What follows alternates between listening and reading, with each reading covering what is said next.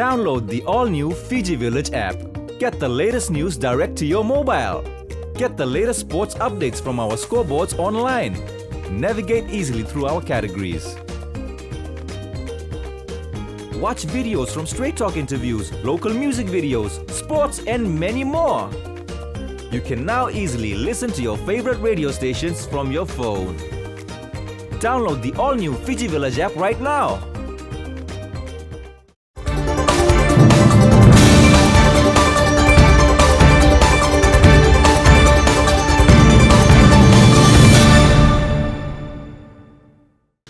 Good evening. Tonight on Straight Talk, we take you on a journey, an interesting journey. We've all as a nation wanting to have, and we've had our ups and downs when it comes to this particular issue.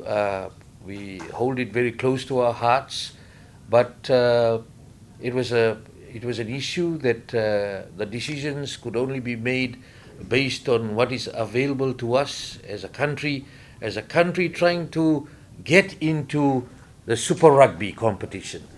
For years, Fiji tried its very best to get in. Several proposals were written, many times rejected. But this year, it has come to fruition where we have our own Super Rugby team, our own franchise in the competition. Many people who have now switched sides, they were cheering for teams that were not teams of their own homeland because they did not have a team from their own homeland. They chose teams like Crusaders, Chiefs, Brumbies, Waratahs, you name it, they were cheering for years and years, hoping one day we will have our own team. Now we have the Fijian Drua, sponsored by Swire Shipping and making big waves in its first year of the competition already. The talk of the town. We were lucky to be in Australia watching one of their games at Suncorp Stadium when they took on the Brumbies. The Brumbies are former Super Rugby champion side and a team to be reckoned with, whichever team they play. So we, in studio tonight, we have the head of commercial and marketing of the Fijian Drua, Shane Hussain. Shane, good evening. Good evening, Vijay. Thanks for having me. Shane, of course, you're wearing the Drua colours, ready to rumble. I think they would want you on the field if they need a reserve to come on. How's it been? Oh, well, I haven't been called up to be fly half yet, but I'm hoping Mick, one of these days will ask me, Shane, here's the ball, go run to the field. But wishful thinking and dreams are free. It's been a wonderful, wonderful experience, Vijay. I've been with the team for 4 months now, staying in camp with the team over in Australia. It's been an amazing journey so far. I am truly blessed. I'm very grateful for the opportunity to do the work that I'm doing right now. Shane, you chose to move from, you've been with Fiji Airways for a number of years, the choice to move to the historic setup of the Fijian Drua. How's that been? Well, so it's been a good move. I feel like it's for me. It's been a wonderful. I spent a wonderful time for the past decade at Fiji Airways, Vijay, as you know. With that company and now National Airline, it was a wonderful experience, lots of growth. And then when I was really looking for a new challenge towards the end of last year, this opportunity came up with the Drua, and I saw a chance to combine my passion with some of my qualifications, and here I am combining rugby and marketing and commercial. It was a big move that I decided to take up when I did and when we made the announcement. And to this day, I still get people texting me for flights updates and stuff like that. and I tell them, no, actually, I'm not long. Fiji Airways. Fiji Airways is a great company. It's going to do really, really well. It's already doing well, turning itself around after the COVID situation. And now we are, and they're fully behind the Fijian Drua.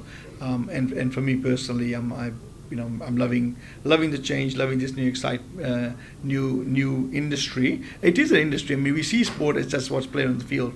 There's an actual business, massive business behind it to ensure that the athletes on the field are are financed and looked after, and they're able to have the resources they need to compete at that level. And that's where the commercial and marketing aspects of the Fijian Drua come in, which I work very closely with our CEO Brian Thorburn, who you've had many times here at your studios. The Fijian Drua, it's been quite a journey. Of course, as I said, that long time coming. If you can talk to our viewers and listeners about the ups and downs before we finally got the confirmation that we can have a team in the Super Rugby competition. Oh, really ups and downs are really a great way to describe it, Vijay. I mean, yeah, you rightly said, so many years knocking on the door, losing our players, some of our best homegrown talent, whether it's from sevens or from the local 15s competitions, age grade, to clubs in Europe, to clubs in particularly France and England, the UK, and even clubs clubs in Australia, New Zealand, other Super Rugby clubs. Marika Vunimbaka, everyone knows, went to Super Rugby and set Super Rugby alike. Obviously before him, Shirley Vindiri, the great man, the now late Shirley Vindiri. All these names we've grown up watching and playing, and more lately Nemai Nandolo, Marika Korimbete, who's he's been doing that. The Drua is the answer to the space that existed between local Skipper Cup competition or local HPU competitions and the Flying Fijians, to elevate to that test level environment and playing against the likes of the Wallabies and the Springboks, etc.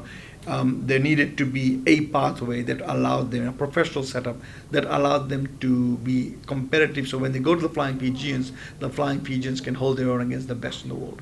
So the Drua was the answer to that, and rugby administrators, past and present, recognized that, and for years been knocking on the door. Unfortunately, as you know, Vijay, some have passed on, not seeing their dream fulfilled in all these years. But now we're finally here. It's taken this 25 years in the making, this journey, and now it's here. This is year one of what should be a very, very long journey, and something for the Fijian people to continue to enjoy and look up to, and young Fijian boys and girls looking up to say, that's a career path for me. Finance is an issue. If you run a franchise like this, Australian government is playing a big part in that. If you can talk about that. Oh, we're grateful for their support. They have the Australian government and the Department of Foreign Affairs and Trade, DFAT, have a program called Pacific All Sports, where they fund initiatives like these that enhance cooperation and enhance relations and friendships between the people of those countries and Australia. And of course, we are very, very grateful to have DFAT and Pacific All Sports on board. They're a wonderful partner. They're one of our major sponsors with the financial backing that allows us to be in this competition. They do the same for the Fijian Drua, and they do it obviously for a number of other initiatives in Fiji and across the region. So big ups to them, Pacific All Sports, for recognizing that this is a field that people of Fiji and the people of the Pacific excel, and to use their resources to enable us to enter competitions like these. Because just to be in Super Rugby requires you to have a financial covenant or your books must say you have X million dollars on the table. And that's what, without the support of our sponsors and organizations like Pacific All Sports and DFAT, we simply wouldn't be able to satisfy the financial requirements to be in this competition. It's not, getting a team together and entering a competition. Your books must say you have the ability to sustain it over the course of a number of seasons. Now, just for clarification, a lot of people think that the same setup is for the two teams, the Fijian Drua and the Fijian Drua. If you can give clarity to that, because one is coming under the franchise and the other one is managed by the Fiji Rugby Union. If you can explain that, please. Happy to. So we have a license, as you may say. The entity is Counter Ruck Limited, which is co-owned now by the Fijian government, and after the mini budget and the Fiji Rugby Union. Counter Ruck has a license to have a team in Super Rugby Pacific. Separately, Fiji Rugby Union has a license to have a team in Super W, which is the Bill Cope Super W, where the Fijian Drua play. They have and I'd say a brilliant strategy of that particular pathway for our women to play professionally and on their way to the World Cup later this year. And a lot of people also may not realize this is the first time that Fiji will feature in the Women's World Cup. that's an outstanding achievement for us to play in the World Cup for the first time and to have a team in there that's doing so well. So the structures are separate. They have their own management team. They have their own staff. The Drua is separate. So the contracting of players, the contracting of management, contracting of staff is all separate to the two entities. Pacific All Sports is on board to sponsor both separately. Rooster Chicken is a great sponsor of both, and Rooster Chicken actually is the naming rights sponsor of the Fijian Drua. So it's the Rooster Chicken Fijian Drua, and there must be applauded all these companies for coming on board and seeing that this is of such critical importance to Fiji's aspirations to do well at the Women's World Cup, and to make sure that they remain an ever-present, visible presence. For the young girls trying to take up rugby as a sport in our country. There's no shortage of boys playing the sport. We want the same enthusiasm, excitement from young girls from primary school right up. The Fiji Rugby Union lately announced, the Ranandi, the Marama Cup, all those pathways to prepare women for the rigors of professional rugby. So to have a Fijian Drua team in Super W, tremendous achievement. I do not need to speak about how successful they've been. They've absolutely blitzed and dominated the competition so far. But yes, completely separate structures. Definitely we share the brand. It's just easier that way because of a single license with New Balance and which it falls under. But two separate entities for the present time, and Fijian Drua with the FRU. And we'll definitely have a special feature on the Fijian and Drua about their undefeated run so far as they go into the final of the Super W competition. Now, Shane, it's also not easy. It was definitely almost impossible to have the team based here due to COVID-19 and other issues as we went into our historic journey, the first year of competition. And hence we had to be based in Sydney, in Lennox Head.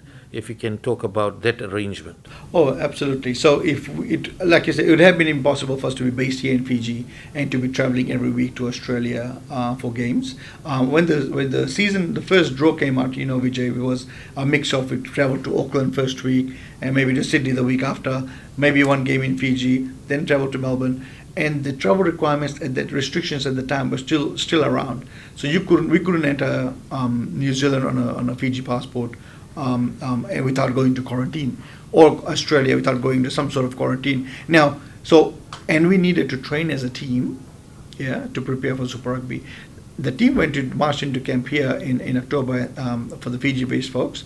Then everyone moved to Australia because we needed our Australian-based players and New Zealand-based players to join us, particularly after the Flying Fijians November tour as well. A couple of them were part of it, like Zuriel Tongiatama. And to get ready for the fitness requirements of Super Rugby. There's a term, being fit and then being Super Rugby fit, which I believe if you watch our games, you see the boys performing right up to the 80th minute. That wasn't easy. That required, for us to achieve that, meant going to the setup that we have where we are based together training since November. And yes, we chose Lennox Head because of all the facilities in the one spot. Don't have it at the moment because we had to be evacuated due to the floods in northern New South Wales. That's another fun story for a little bit later. But that was the reason why we set up there. Over time, the rules relaxed. Even Fiji had the rule, remember, of initially no spectators at sporting events, then a capacity restriction. It's eased up now. It's been the same in Australia and same in New Zealand. And in Australia, you also had the problem with state regulations. So you couldn't go from certain state to another state without quarantining, Western Australia, for example. These were the reasons behind our decision to base the team at tremendous expense in Australia. And yes, we are all unified in the acknowledgement. This is a Fijian team. Fiji is our home, and as soon as the season's over, you'll see us back. Now, talking about Lennox Head, definitely a lot of players going to Sydney for the first time with the much needed exposure. What are the stories from the camp at Lennox Head? Well, where do I start? Maybe start with snakes. I've heard about the snakes. If you can fill me in on that. So Lennox Head is about a 7-hour drive from Sydney. So it's still New South Wales, but northern New South Wales. We're actually just an hour from the Queensland border. So it's considered regional, New South Wales. Lots of snakes, lots of spiders, the kind that can hurt you. And yeah, so and when we went, because of COVID, facilities were not used for a long time.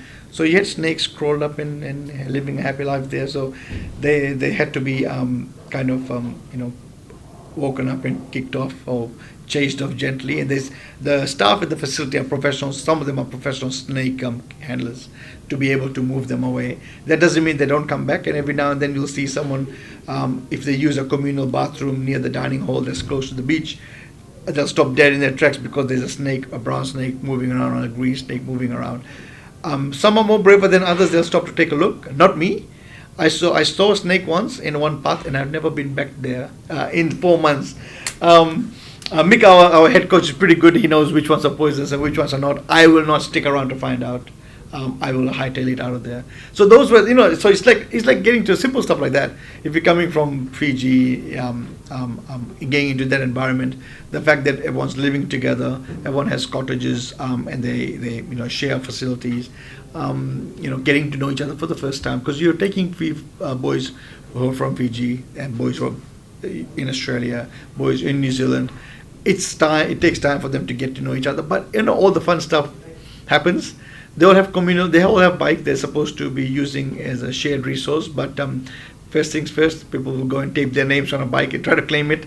It's not uncommon to see two people riding one bike at the same time. But the Fiji boys will do it. Fiji boys will do it. Oh, trust me when I say the Fijian boys from New Zealand and Australia are now very, very Fijianized. They'll do the same thing. So Haireti Hetet will ride a bike and maybe Meli will be sitting on the handlebars. But everything is within a secure environment and not outside the camp, not on the road. So it's a lot of fun. They all have a lot of fun at pool recovery. They joke around. Mesut Delocoto will always play his music box. He's the DJ. And they'll have a jig, they'll dance, just recover. It's difficult being away from family, so you got to make do with what you have. You got to make do with the family you do have, and that's the brotherhood that exists right now within the camp, where everyone knows each other. They know each other by nickname. They know each other's nuances.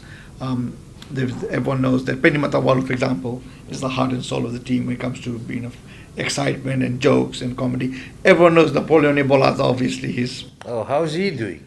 He's doing well. He's doing well. Between him and Penny Matawalu, there's a lot of fun to be had in camp. Penny actually leads all the camp cheers. So every time there's a birthday, we all gather on a circle. They sing a happy birthday song. Then they do the Wana Taki Taki dance, and Penny is there in the middle, leading it and cheering it. If you ask anyone in camp, they'll say that Penny Matawalu is the team comedian, and he keeps it light. But obviously on the field, he performs. He's rugged. He's a tough warrior. Typical of people from Ra.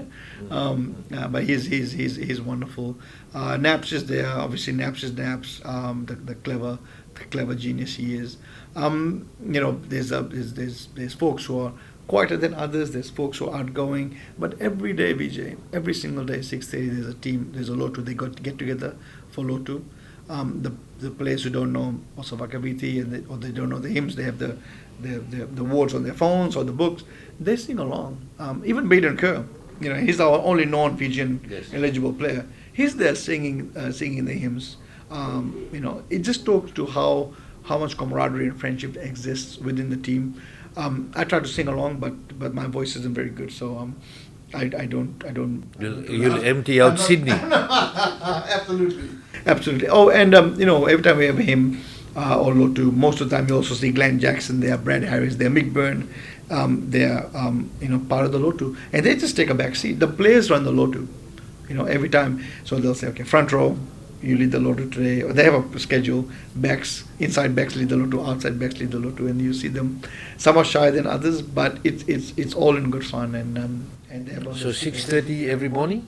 No, sorry, every 6:30 every evening. Every They have the evening, masu, and what happens? What's the course of the day for these players? Well, on a typical match week, there's 2 training sessions a day. When I say training sessions, these are intense and absolutely saps energy from the boys.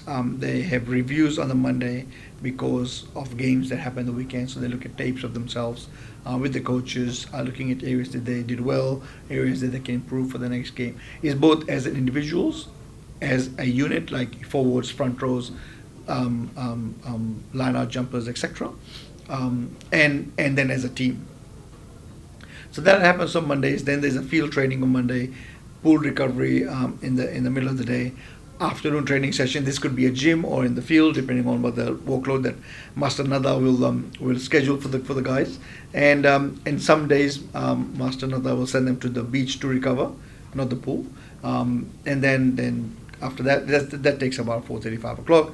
A bit of downtime before the Lotu at 6:30, and then dinner. And then after dinner, they're pretty free. Some have classes.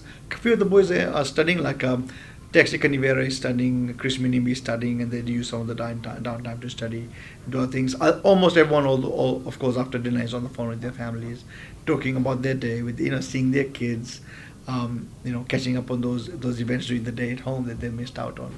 It's actually quite. It's a lovely sight. You realize how much they miss their families, because it's a big field, but they're scattered all over the place with their phones, trying to see if they have the best connection, and they're talking to their mom or their dad, their wives, partners, and their children, and they get each other to talk to each other's families. Sometimes they have combined Lotu over Zoom, so their families join into the Lotu while the boys are there in the camp, which is obviously a very, very special time. They've been there since November. Of course, they've been away from their families during Christmas, New Year, and also they'll be coming home for the first time towards the end of this month. But how have they been coping? They make everyone will miss their family. That they do realize the opportunity that they have, and they get one shot to be a new team in Super Rugby. This is it. This season, their new team. From next year, we're not, and they will have one shot to make. We get one chance to make a good first impression or something like that, right? So it's a sacrifice that they take willingly, and the support of the families, I must say, has been absolutely tremendous. Every chance we get, our coach and our management thank the families of the players for letting us their sons and husbands. So they're coping well in terms of the missing families bit, thanks to technology. They have Zooms and Fiber and Facebook calls, so that all happens. And coping with the rigors of Super Rugby. I mean, you hear from Mick Byrne every week on the media call about how the game went previously and what they're working on for the new week. That's also in play a lot. Like sometimes the weeks move so fast, you don't have time to do much else except you play on a Saturday, you recover your body on Sunday, you're back to reviews and training from Monday, and you play again on Friday. And you have one day off a week where you get to relax and take some downtime, catch up on some other stuff. So it's a very fast-paced environment. Like, we can't believe it's 8 weeks gone already, Vijay, that we've played 8 games. Of course, there's individual discipline that's required in terms of your fitness level, and we've talked about the fitness levels, playing the full 80 minutes. The players have shown that. What is their personal responsibility when it comes to fitness levels, when it comes to discipline, when it comes to camp rules, to ensure that those are followed instead of players going astray and losing focus? Oh, there absolutely is. There's lots of personal responsibility which is enforced on them actually by each other.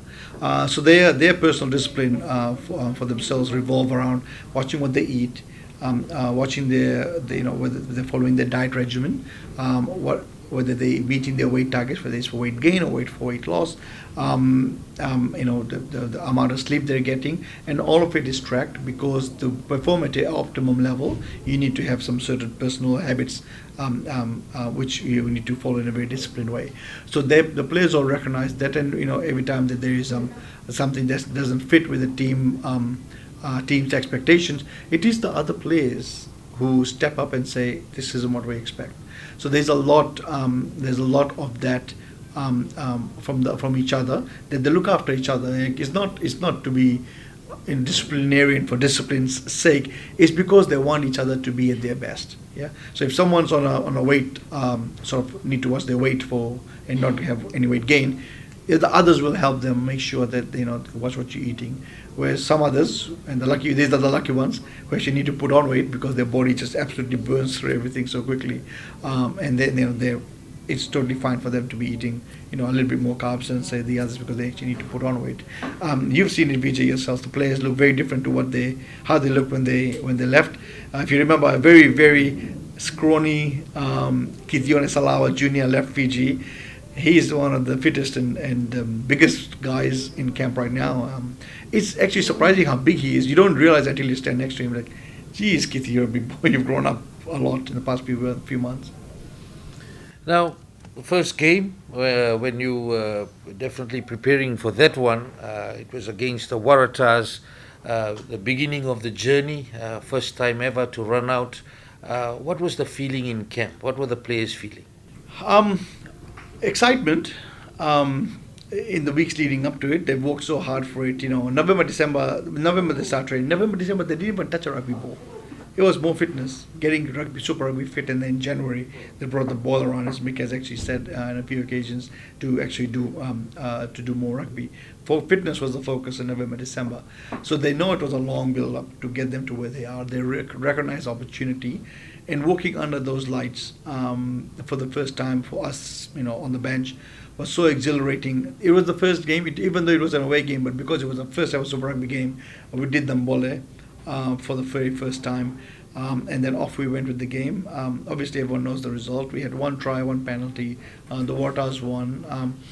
The players, every single one of them was like, wow, the pace. This is Super Rugby.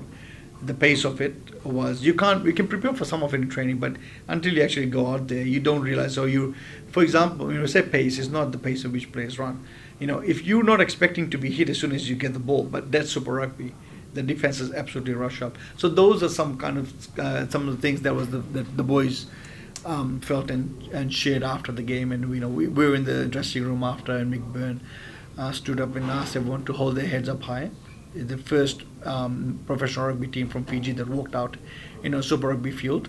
We kicked a penalty, scored a try. Narayan scored our first ever try. That kind of stuff goes into the history books. Years from now, when we do quizzes, we'll say who scored the Fijian Drua's first try, and the answer will be Narayan. So those historic moments, the coaches told the players to remember that, and then obviously to get on with the business of now the learnings come on. It's funny, Vijay, after every game, we chat to the opposition coaches and players, particularly make you see them on the field chatting to like players from the other team. They're giving feedback, and they're talking about, wow, you guys are onto something here. So they know that when it all comes together, when the learnings continue and the growth continues, the results will take care of itself. The Drua has played 8 games, 1 win, a memorable win, and 7 losses. Coming very close to beat some of the best in Super Rugby, former champions, and giving them a fright actually on the field. Definitely the ups and downs can be in camp on emotions coming from different players on how they dealt with the game. How do you control that, knowing that it's just the first year and the pressure is already on the players because the nation just expects them to win? Well, it's the support system that they have, right? And we have a very, very good coaching staff that ensure that the players, are dealt with in a way that's supportive rather than maybe more attacking, right? So it's really the support structure that we have in place to ensure that the players are managed through what is a very, very intense season. I mean, you look at the attrition already. Like, Raturoto Isulia, we lost him in game 4 or something like that. All those things, and some injuries are short term, some injuries are long term. We finally got Melideren Alangi back in the game in just the last round, and he missed how many rounds before that. It's all those absolutely plays a part. There's workload management and everything else that goes on there. And I understand with 7-1 the record, it doesn't look great. And I totally understand that faith can be shaken. But to me, faith shaken doesn't mean faith lost. I still strongly believe that the people of Fiji can see the improvements, the little gains we make week in and week out. And they know that it leads up to a performance that they will all be proud of, a complete performance that they'll all be proud of. And coming to on April 30th, Vijay, as you know, the players were coming back home after 6 months. playing in front of their families, their friends, their parents, their children for the first time. Can you imagine just what that does to the motivation of each player to do absolutely even more than they're already doing?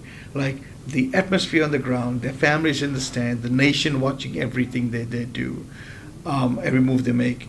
It is absolutely going to be motivating for the players, and I strongly believe that they will give a good account of the Drua. I guess that what is going to be a very strong Highlanders team. I mean, the world's best halfback coming here, some All Black loose forwards coming here, Mitch Hunt, who is a wonderful, wonderful fly half coming here, a couple of their own Fijian boys in the squad. It's going to be a very, very intense, epic game, but the boys will be up for it. Before that, we play the Blues next week in Melbourne. Our first New Zealand opposition against a team full of All Blacks and players like Rico Ioane and Bowden Barrett. They're looking forward to it. One thing, we have a few values in the team, and one of them is Tamusoro. There's absolutely no fear in the Fijian Drua.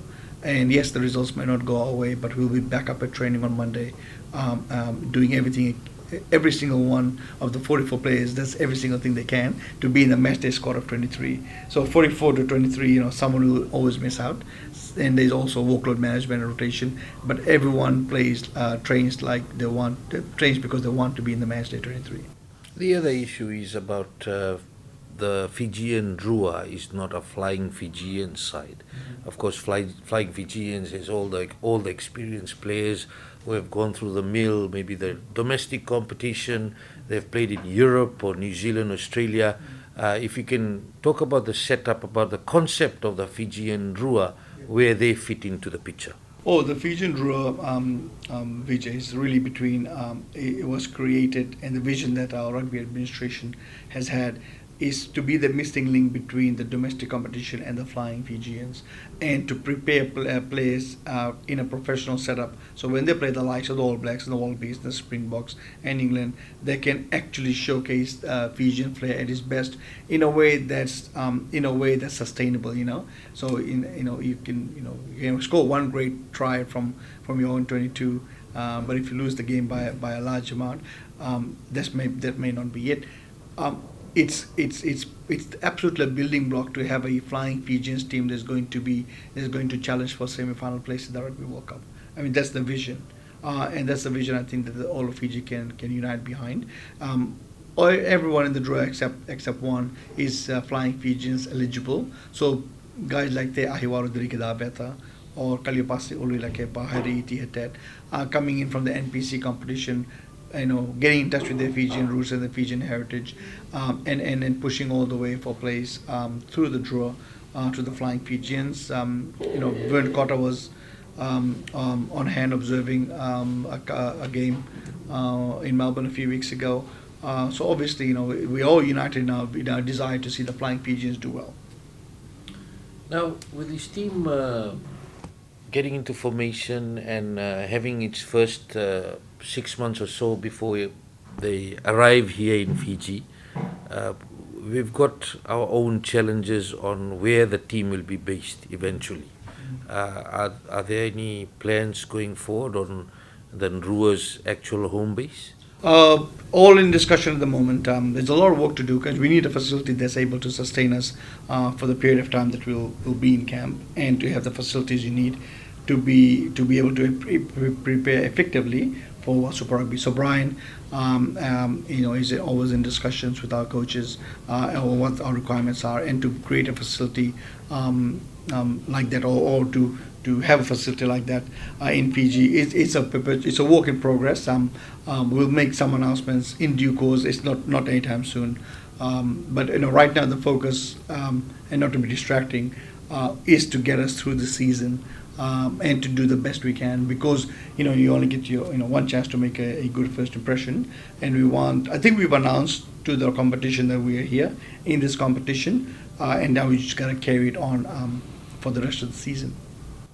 The Drua have a bye this week. They play the Blues in Melbourne next week, and then straight on the plane coming to Suva for the big game against the Highlanders here at the ANZ Stadium. What do the people of Fiji expect? Why should they be there? And what do they have to do? What do you want them to do? just their support. There's nothing like Fijians watching a game united behind their team, and what that does to players. We see it all the time with the Flying Fijians. We see it all the time with the Fijian Sevens teams, and we see it in sort of bits and pieces. We don't get large crowds in Australia, but the crowds that we do get are vocal. And the passion, enthusiasm of the players, which really drives the players on. And I asked, and I'm not just saying this, I actually asked the players, what does it mean? And Isona Sila was telling me, it just drives him to the next level. When they're, down and on their haunches, you hear the crowd, you hear the roar, then you get that extra step in you, the extra yard in you, the extra meter in you to reach the try line. That's what it does. And we want Fijians to come out and experience that. There's nothing quite like a Fijian rugby atmosphere, as you know, Vijay. There's color, there's food and color, face painting, all that fun stuff for the kids. It's an afternoon game. It's a 4:25 p.m. kickoff, so it's not a 7:45 p.m. kickoff. 4:35 p.m. kickoff, which is great for kids because the game's over by 6:30, and then it's still a good enough time to get home or carry on with whatever activities you have planned for the rest of the night. So there's going to be an amazing atmosphere, and we just want fans to come out and enjoy it. Vijay, I watched the former Drua in the NRC, and we were watching a game at Churchill Park in Lautoka, and the Drua were losing in the first half. In the second half, it's the people, the crowd that got them over the line. It's the shouts and the cheers and the Billy from the stands and Toso from the stands that gets them, because they can't hear anything else. They can't hear their coaches. They can only hear their fans. They can hear each other and signals. But honestly, is the support and the enthusiasm, the passion of the fans that push them forward. It's like the fans of the ocean on which the Drua moves forward. And I'm saying this quite literally. So if it comes across a little bit cheesy, but it literally is true for the Drua. No doubt the players would be excited about coming to Fiji. You would have been talking about it in camp. What's the word from camp to the people of Fiji? There is a buzz, Vijay, an absolute buzz from the players. Some of the players haven't been to Fiji for years. So Zuriel Tongetama last came here as a 14-year-old or 13-year-old. His mom's from Tavuni. He can't wait to come home. Frank Lobani hasn't been home for a while, and he's got a lot of siblings. He's going to bring all of them to the game. All the players are very excitedly looking to get their families in. All the players in the squad and the staff are going to get 4 platinum tickets each, so their families are front and center and are able to have the best seats in the house to watch them play. And they're very excited about that. They're going to go get more tickets to get all the other families and friends to come around to watch them. So it's excitement. They're buzzing. The Fiji boys are telling the non-Fiji based boys about what Fiji is like. So they'll say, when we'll be training at Albert Park.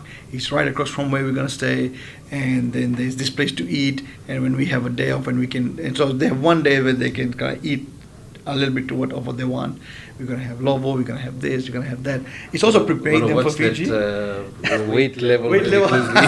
Oh, trust me, Master Narayan make sure that the next day they burn it all off. So they do get they get to have a treat once a week, and they are talking to each other about what they're going to eat on the day off, like where they're going to go, who they're going to see.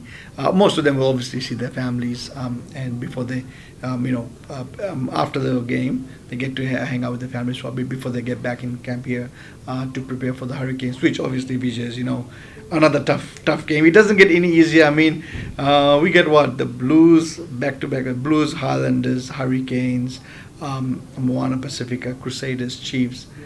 I mean, that's a pretty good list. We can say we are lucky to be playing these teams finally.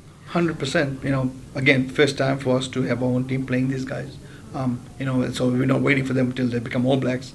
Some of them already are All Blacks to be playing them. We're playing them right now, and we're playing them in front of our fans. And I know, Vijay, there's talk about the ticket prices and stuff. And look, everyone is welcome to. Everyone has an opinion, and to me, it just shows that people are passionate. I mean, people are talking about it, people are passionate. We are listening and learning. This is the first time for a lot of things, not just on the field, but off the field as well. We're creating a Super Rugby game here in Fiji. Next year, there can be as many as 6 Super Rugby games in Fiji. So obviously, we'll learn from this experience and and do things with those learnings for next year. But we're aware of what the fans say. I do want to clarify with the ticket prices, and we'll have a press conference on Thursday this week with Brian. He's able to clarify it better than I can. But our prices are more than comparable to what prices are in Australia. Australia, for example, our cheapest child ticket is cheaper than the cheapest child tickets in Australia. In Australia, it's $10 a child ticket in AUD, Fijian $15 FJD. Separate to that, we don't talk about it much, but I will mention that we have a number of deals and offers going out to school kids, even if they're over the age of 12, for those rugby playing schools, because we want them to come and witness a Super Rugby game in the Drua here. We're going to be offering them discounted prices or kids prices for those who are over 18 and over 12, and for teacher to come and to accompany them so they can see. So these are kids who are rugby playing schools. Some of them are in the area, and they're able to see their players of the Drua play the Highlanders here in Suba. So there's all these things that go on that we don't really talk about. The $30 adult price for the embankment, which is the lowest price we have. The lowest price in Australia is 25 AUD. So 25 AUD, 30 FJD. It's cheaper here. And from that perspective, but again, in saying that, I don't want to sound arrogant. I do understand people have views, and we're listening and we're learning, and we'll take all these into consideration as we move on for the future. As the head of commerce and marketing for the Fijian Drua, Shane Hussein, and before we finish off, we will get a message from Vinaya Hambosi, Vilive Miramira, Frank Lomani, so don't go away. It will be played straight after that. In their dialect. But Shane, any parting words from you? Thanks for having me, Vijay. I really appreciate CFL and the partnership we have. It's going to be very, very exciting for the Drua to come home. We can't wait to be here. There'll be a lot of activity that week that you'll see with the players, and then match day. Our players do this thing, Vijay, where after the game they actually go around and thank the fans. And other Super Rugby teams are doing it now because they've seen us doing it. We actually started doing it in Australia, and other teams are like, oh, maybe we should do it too. But that's always been our nature, right? As you know, our players love nothing more than to go around the stadium and thank fans. So it's a great chance to shake hands and meet the players and take a photo. And I know everyone loves their selfies. The players enjoy doing it too. And then this time they get to do it in front of their own families, which is a bonus. Naka Shane, and now we'll hear from Hambosi, Miramira, and Lomani in their own dialects. Dala, Vinaya Hambosi, Chimingani Ndro kwe machi nitakina mitinalawa balelewi enze di uba memtulawi bitokoni mutubolia bale bunasiki tena na Lomani madhawo ko meadho na katul sangabul nitakina chinalawi hote enze naka bula bile mirango tim Fijian Drua ta nitakan na langolen balelewu na enze de suba katul sangabul singa di bulango le bitokoni be kitona boys kitona soda kina mat tim ni Highlanders nak Bolo Naka, Frank Lomani here from the Fijian Drua. Really stoked to be coming to Fiji on the 30th of April. To make sure to get your ticket from $30 at Post Fiji or Fiji Sports Council. See you there.